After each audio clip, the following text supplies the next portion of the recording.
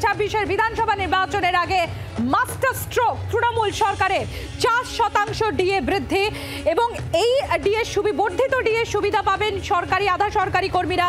এই বর্ধিত ডিএ সুবিধা পাবেন শিক্ষক এবং অশিক্ষক কর্মীরাও। আপনাদের জানিয়ে রাখি 2026-এর আগে তৃণমূল সরকারের মাস্টার স্ট্রোক 4% বর্ধিত ডিএ বাড়ানো হলো 4%। ভোটের আগে তৃণমূল সরকারের এই মাস্টার স্ট্রোক এই বর্ধিত ডিএ সুবিধা পাবেন সরকারি আধা সরকারি কর্মীরা, তার পাশাপাশি সুবিধা পাবেন শিক্ষক এবং অশিক্ষক কর্মীরাও। এই সুবিধা দেওয়া হবে পেনশনভোগীদেরও, পেনশনভোগী যারা রয়েছেন তারাও এই সুবিধা পাবেন।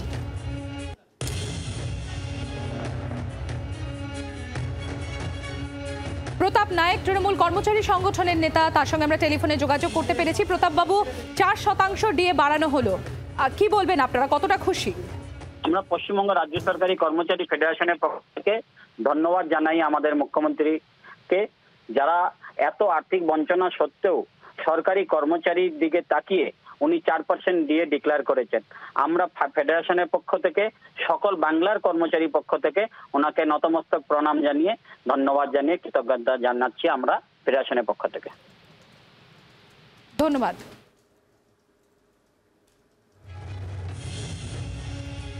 ভোটের আগে তৃণমূল সরকারের মাস্টার স্ট্রোক। আপনারা জানেন 2026-এ বিধানসভা নির্বাচন এবং তার আগে তৃণমূল সরকারের এটাই শেষ পূর্ণাঙ্গ বাজেট এবং এই বাজেটের দিকে যেমন গোটা রাজ্যবাসী তাকিয়েছিল এবং বাজেটে একের পর এক মাস্টার স্ট্রোক 4% ডিএ বৃদ্ধি। সরকারি আধা সরকারি কর্মী এবং শিক্ষক অশিক্ষক কর্মীরাও এই বর্ধিত ডিএ সুবিধা পাবেন। বর্ধিত ডিএ সুবিধা পাবেন পেনশনভোগীরাও। বর্ধিত ডিএ সুবিধা পাবেন সরকারি কর্মচারীরা, আধা সরকারি কর্মচারীরা, শিক্ষক এবং অশিক্ষক কর্মীরা, এবং বর্ধিত এই ডিএ সুবিধা পাবেন পেনশনভোগীরাও। শ্রেয়সী গঙ্গোপাধ্যায় আমাদের প্রতিনিধি রয়েছেন আমাদের সঙ্গে। শ্রেয়সী, এই বাজেট, পূর্ণাঙ্গ বাজেটের দিকে সকলেরই নজর ছিল এবং সেই প্রত্যাশা কোথাও কিছুটা হলেও কি পূরণ হলো 26-এর আগে মাস্টার স্ট্রোক তৃণমূল সরকারের? একেবারে দেখো, ডিএ নিয়ে কিন্তু কার্যত সরকারি কর্মচারীদের বিভিন্ন গত কয়েকদিন ধরেই কিন্তু কার্যত একটা আলোচনা বা একটা কৌতূহল ছিল যে ডিএ নিয়ে কিছু ঘোষণা হতে পারে কিনা, এবং কার্যত দেখা যাচ্ছে যে এক্ষেত্রে ডিএ ঘোষণা করা হচ্ছে সরকারের পক্ষ থেকে এই বাজেটে। সেখানে বলা হচ্ছে যে এক্ষেত্রে এই যে ডিএ সরকারি কর্মচারীদের তাদের রাজ্যের উন্নয়নের ক্ষেত্রে তাদের যে কন্ট্রিবিউশন, সেই কন্ট্রিবিউশনকে অ্যাকনলেজ করে, অর্থাৎ তাকে মান্যতা দিয়ে বা তাকে সম্মান জানিয়ে কিন্তু রাজ্য সরকার ঠিক করেছে যে এক্ষেত্রে আরেকটা ইনস্টলমেন্ট ডিএ 4% ইনস্টলমেন্ট দেওয়া হবে। সেই ইনস্টলমেন্টটা দেওয়া হবে 1 এপ্রিল 2025 থেকে। অর্থাৎ সেক্ষেত্রে টোটাল যে রেট অফ ডিএ সেটা দাঁড়াচ্ছে কিন্তু 18%।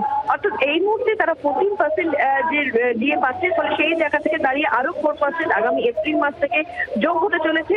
এবং সেক্ষেত্রে দাঁড়িয়ে তাদের যে ডিএ, সেই ডিএ পরিমাণ দাঁড়াচ্ছে হচ্ছে একেবারে বলা যেতে পারে যে 18%। আজকের বাজেটে কিন্তু অর্থমন্ত্রী চন্দ্রিমা ভট্টাচার্য যে বাজেট পেশ করেছেন সেখানে কিন্তু স্পষ্টতভাবে বলা হচ্ছে যে এক্ষেত্রে যে বিষয়টার কথা, অর্থাৎ যেক্ষেত্রে সরকারি কর্মচারীদের, সেই সরকারি কর্মচারীদের এক্ষেত্রে তাদের যে কন্ট্রিবিউশন সরকারি ডেভেলপমেন্টের নানান কাজের ক্ষেত্রে, সেটা নিরিখেই কিন্তু কার্যত তাদেরকে এই দিয়ে দেওয়া হচ্ছে, এমনটাই কিন্তু এক্ষেত্রে বলা হচ্ছে এই বাজেটে।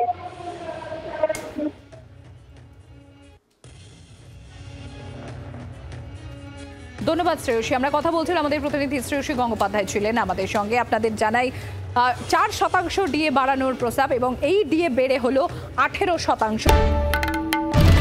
বাংলার আওয়াজ, বাঙালির আবেগ, জি 24 ঘন্টা।